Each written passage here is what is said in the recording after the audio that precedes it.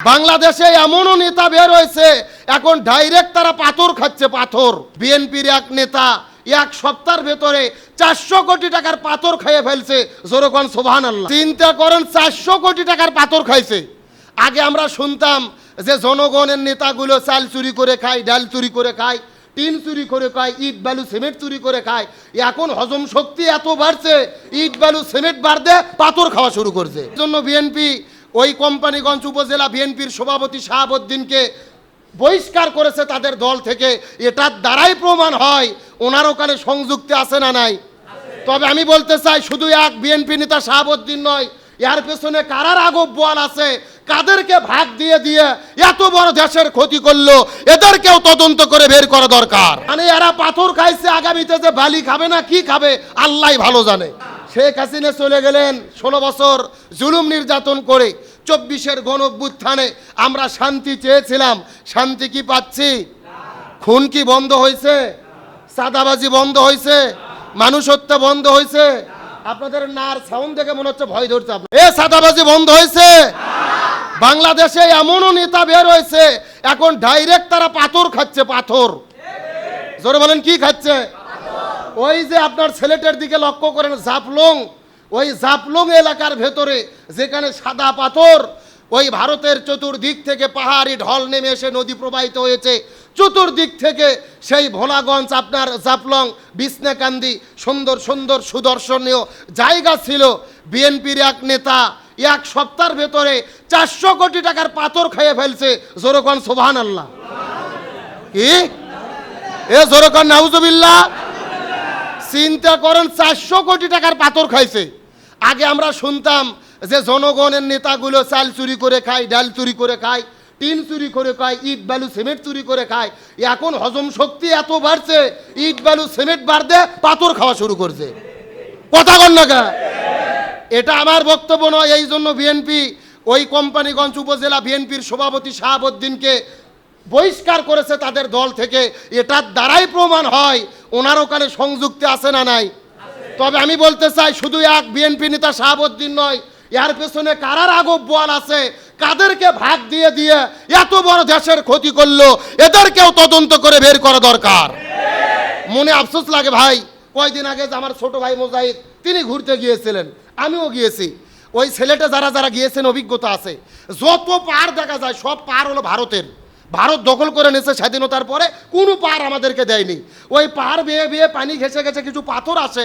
আমাদের বাংলাদেশের লোক যাইয়া শুধু দূর থেকে এতিমের মতো পাহাড় দেখে আর পাথর ধরে ছবি উঠায়। ভাই এমন কষ্ট, পাথর ছিল পাথরগুলো নাই হয়ে গেল। কথা কন না গা? মানে এরা পাথর খাইছে, আগামীতে যে বালি খাবে না কি খাবে আল্লাহ ভালো জানে। এই জন্য আমরা বলতে চাই সুদ, ঘুষ, দুর্নীতি, চাঁদাবাজি, পাথর খাওয়া যদি বন্ধ করতে চাই কিসের আইন লাগবে? মানে হুজুর জোরে গেলেও দোষ, হুজুর আসতে গেলেও দোষ। কিন্তু সেই দিক থেকে আপনার এক্সেপশনাল।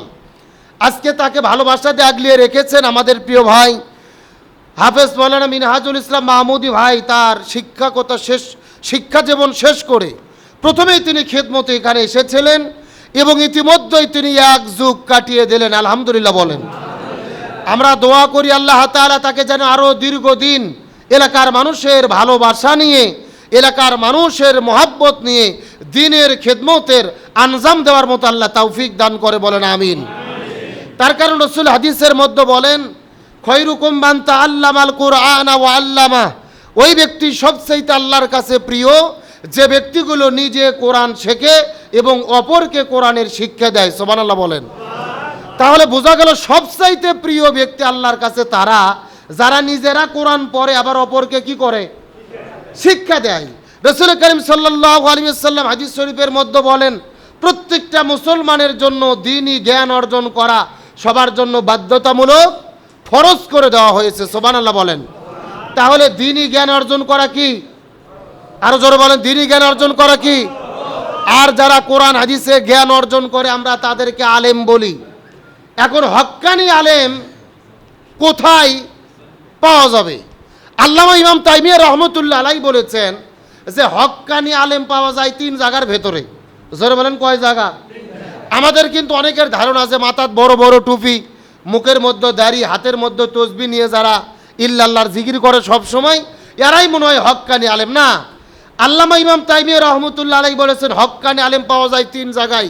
একটু সবাই জোরে কথা বলেন, কয় জায়গায়? 1 নম্বর হলেন হক্কানি আলেম পাওয়া যায় অন্ধকার কবরের ভেতরে। একটু কথা বলেন, কোন জায়গার ভেতরে? তার মানে বোঝা গেল হক্কানি আলেমদেরকে জালেমেরা পৃথিবীতে বেশি দিন থাকতে দেয় না, তাদেরকে কবরে পাঠিয়ে দেওয়া হয়, শহীদ করে দেওয়া হয়, ষড়যন্ত্র করে বিদায় করে দেওয়া হয়।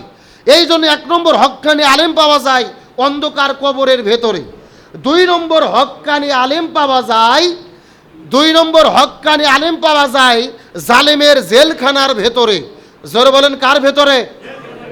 আমরা তো মনে করি যে জেলখানায় যারা গায় তারাই মনে হয় অপরাধী। এই যে গত 16 বছর স্বৈরাচারের আমলে কোরআনের পাখি শহীদ আল্লামা দেলওয়ার হোসেন সাইদি, আল্লামা মামুনুল হক, মুফতি আমির হামজা, এই যে আলেমগুলোদেরকে জেলে বন্দি রাখা হয়েছিল, আপনাদের কি মনে বলে আলেমদের কি কোনো দোষ ছিল? কোনো অন্যায় ছিল? তাদের অপরাধ ছিল একটা, তারা এই জমিনের ভেতরে আল্লাহর জমিনে আল্লাহর দিন কায়েম করতে চেয়েছিল। তার মানে বোঝা গেলেন হক্কানি আলেমদের ইতিহাস হলো জেলে বন্দী হওয়ার ইতিহাস।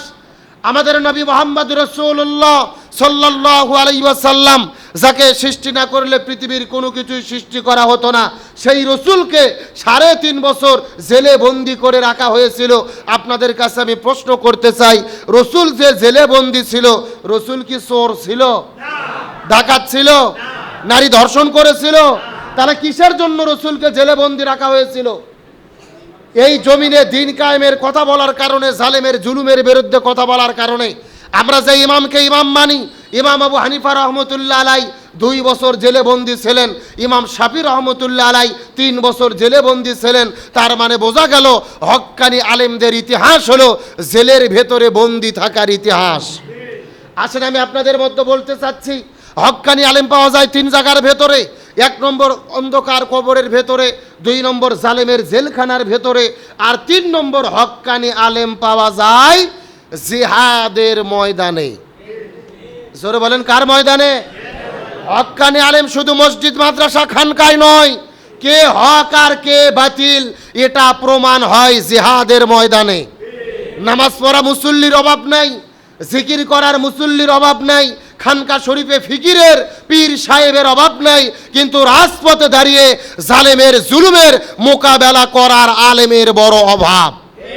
এই জন্য আমি আপনাদের জিজ্ঞেস করতে চাই, হক্কানি আলেমের সঙ্গে আমার আগে মেহেদি ভাই আলোচনা করলেন, হয় আপনি আলেম হন, না হলে আলেমদের সাথে থাকেন, না হলে আলেমদের মহব্বত করেন।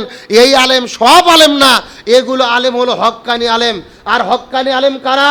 যারা জালেমের জুলুমের মোকাবেলা করে জিহাদের ময়দানে যায়, জেলের মধ্যে বন্দি থাকে।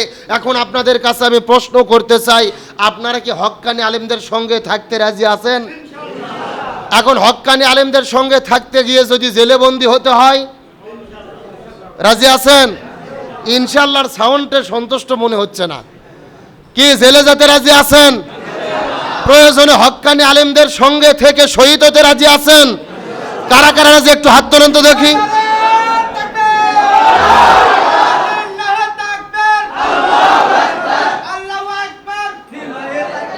আল্লাহ কবুল করুক, বলেন আমিন। হাত নামান, হাত নামান। আমি শেষ কথা বলি, যেহেতু আজকে আপনাদের এই মাদ্রাসার প্রোগ্রাম, মাদ্রাসা চলে আল্লাহর কোরআন দিয়ে। জোরে বলেন, কি দিয়ে? কোরআন হাদিসের বাইরে কি মাদ্রাসা চলে নাকি?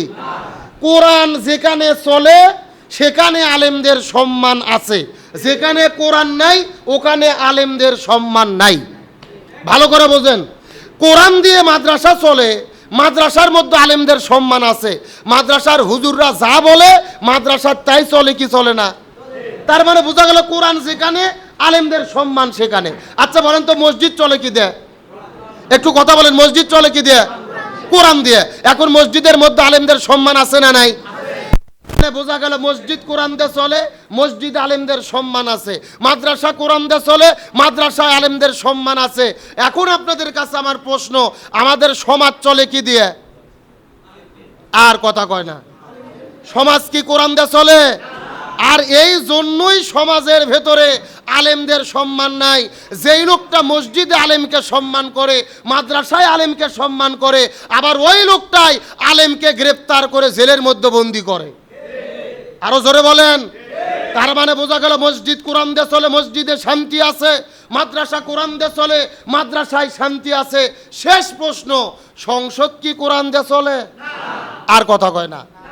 তাহলে কোরআন দিয়ে মসজিদ চলে যদি মসজিদে শান্তি হয়, কোরআন দিয়ে মাদ্রাসা চলে যদি মাদ্রাসায় শান্তি হয়, ওই কোরআন দিয়ে যখন সংসদ চলবে তখনই কেবল বাংলাদেশে শান্তি কায়েম হতে পারে। কথা কি ক্লিয়ার না ভেজাল আছে? কিন্তু এই আসল কথা কিন্তু অধিকাংশ হুজুররা বলে না। ওরা শুধু ওয়াজ করতেছে মসজিদ মাদ্রাসা জিকির নিয়ে। না, আপনি যতক্ষণ কোরআন দিয়ে সমাজ রাষ্ট্র পরিচালনা না করবেন ততক্ষণ সমাজ রাষ্ট্রে শান্তি আসতে পারে। শেখ হাসিনা চলে গেলেন 16 বছর জুলুম নির্যাতন করে। 24-এর গণঅভ্যুত্থানে আমরা শান্তি চেয়েছিলাম, শান্তি কি পাচ্ছি? খুন কি বন্ধ হয়েছে? চাঁদাবাজি বন্ধ হয়েছে? মানুষ হত্যা বন্ধ হয়েছে? আপনাদের নার সাউন্ড দেখে মনে হচ্ছে ভয় ধরছে। এ চাঁদাবাজি বন্ধ হয়েছে?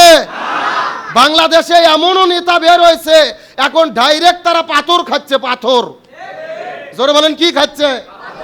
ওই যে আপনার ছেলেটার দিকে লক্ষ্য করেন, জাফলং, ওই জাফলং এলাকার ভেতরে যেখানে সাদা পাথর, ওই ভারতের চতুর্দিক থেকে পাহাড়ি ঢল নেমে এসে নদী প্রবাহিত হয়েছে, চতুর্দিক থেকে সেই ভোলাগঞ্জ, আপনার জাফলং, বিছনাকান্দি, সুন্দর সুন্দর সুদর্শনীয় জায়গা ছিল। বিএনপির এক নেতা 1 সপ্তাহের ভেতরে 400 কোটি টাকার পাথর খেয়ে ফেলছে। জোরকন সুবহানাল্লাহ। কি এ জোরকন নাউজুবিল্লাহ। চিন্তা করেন, 400 কোটি টাকার পাথর খাইছে। আগে আমরা শুনতাম যে জনগণের নেতাগুলো চাল চুরি করে খায়, ডাল চুরি করে খায়, টিন চুরি করে খায়, ইট বালু সিমেন্ট চুরি করে খায়। এখন হজম শক্তি এত বাড়ছে, ইট বালু সিমেন্ট বাড়তে পাথর খাওয়া শুরু করছে। কথা বল না গা? এটা আমার বক্তব্য নয়। এই জন্য বিএনপি ওই কোম্পানিগঞ্জ উপজেলা বিএনপির সভাপতি শাহাবুদ্দিনকে বহিষ্কার করেছে তাদের দল থেকে। এটার দ্বারাই প্রমাণ হয় ওনার ওখানে সংযুক্তি আছে না নাই। তবে আমি বলতে চাই, শুধু এক বিএনপি নেতা শাহাবুদ্দিন নয়, এর পেছনে কারার আগব বল আছে, কাদেরকে ভাগ দিয়ে দিয়ে এত বড় দেশের ক্ষতি করলো, এদেরকেও তদন্ত করে বের করা দরকার। মনে আফসোস লাগে ভাই, কয়দিন আগে আমার ছোট ভাই মুজাহিদ তিনি ঘুরতে গিয়েছিলেন, আমিও গিয়েছি। ওই ছেলেটা যারা যারা গিয়েছেন অভিজ্ঞতা আছে, যত পার দেখা যায় সব পার হলো ভারতের। ভারত দখল করে নিয়েছে স্বাধীনতার পরে, কোনো পার আমাদেরকে দেয়নি। ওই পার বেয়ে বেয়ে পানি ঘেঁষে ঘেঁষে কিছু পাথর আসে, আমাদের বাংলাদেশের লোক যাইয়া শুধু দূর থেকে এতিমের মতো পাহাড় দেখে আর পাথর ধরে ছবি উঠায়। ভাই এমন কষ্ট, পাথর ছিল, পাথরগুলো নাই হয়ে গেল। কথা কন না গা? মানে এরা পাথর খাইছে, আগামীতে যে বালি খাবে না কি খাবে আল্লাহ ভালো জানে। এই জন্য আমরা বলতে চাই, সুদ, ঘুষ, দুর্নীতি, চাঁদাবাজি, পাথর খাওয়া যদি বন্ধ করতে চাই, কিসের আইন লাগবে?